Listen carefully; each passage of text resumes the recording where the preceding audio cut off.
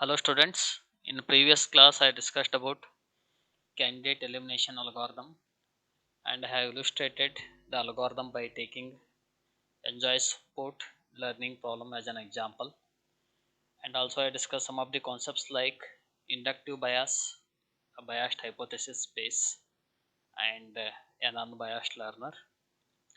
So today once again I will repeat this unbiased learner and discuss the remaining concepts. So as we came to know that one problem in an unbiased learner is incomplete hypothesis space.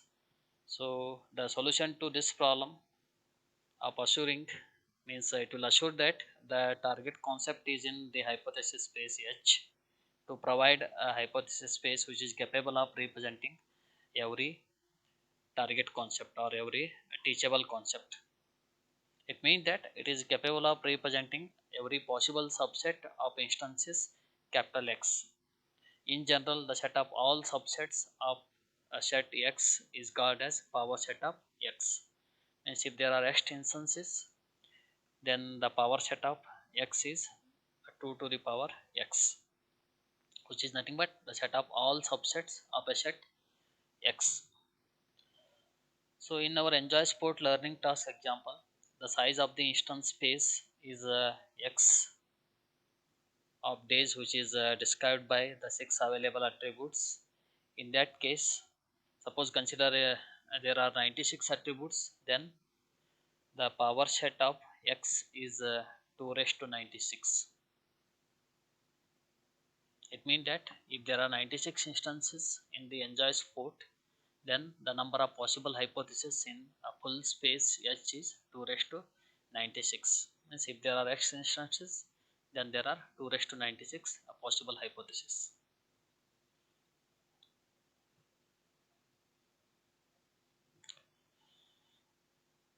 So in our conjective hypothesis space, which is able to represent only a 973 hypothesis, which is a very biased hypothesis space.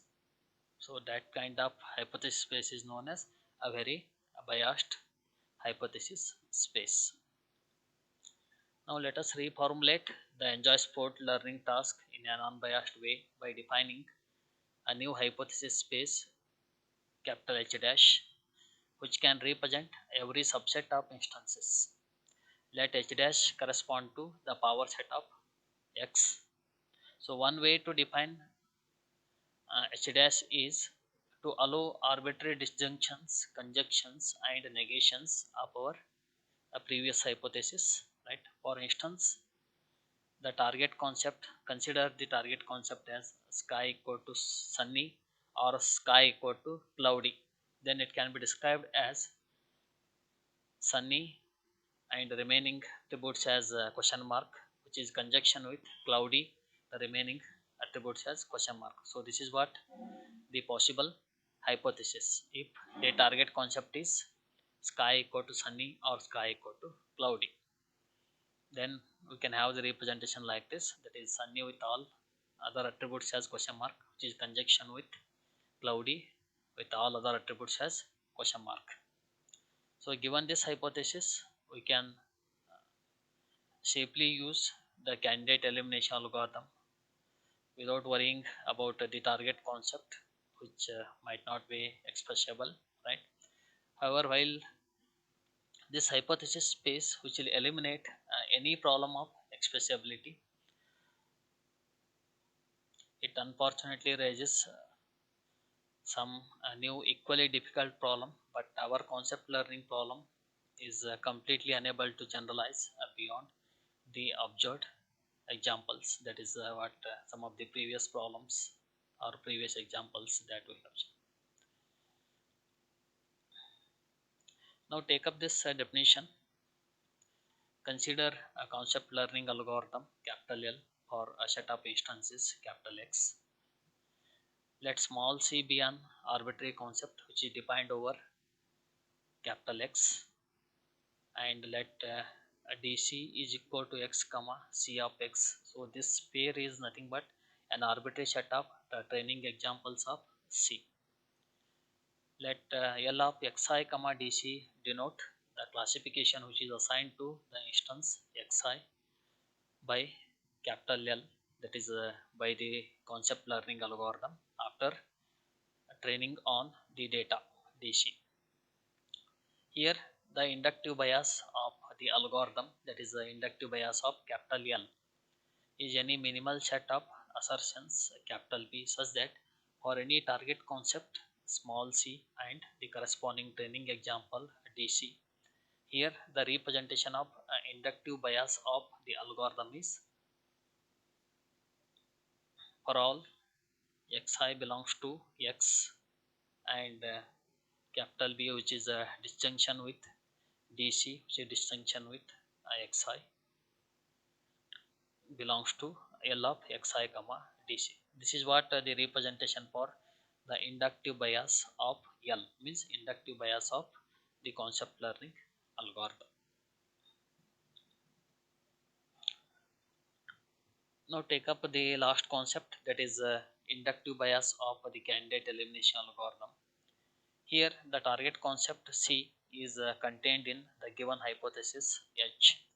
So consider that the target concept C is contained in the given hypothesis space capital H. Now you can see this figure which will summarize the situation. Schematically we can observe some of the things here, right? Here the inductive candidate elimination algorithm, which you can observe at the top of the figure. So at the top of figure there is inductive candidate elimination algorithm. So it takes two inputs. One is the training examples and other one is a new instance to be classified. And at the bottom of this figure there is a deductive theorem which is proven as the given uh, two inputs plus assertion, that is H hypothesis space which contains the target concept. So these two systems are in a principle which will produce the identical outputs for every possible input set of the training examples and every possible new instance in capital X. Of course, the inductive bias, that is explicitly input to the theorem, which is proved as only implicit in the code of candidate elimination algorithm.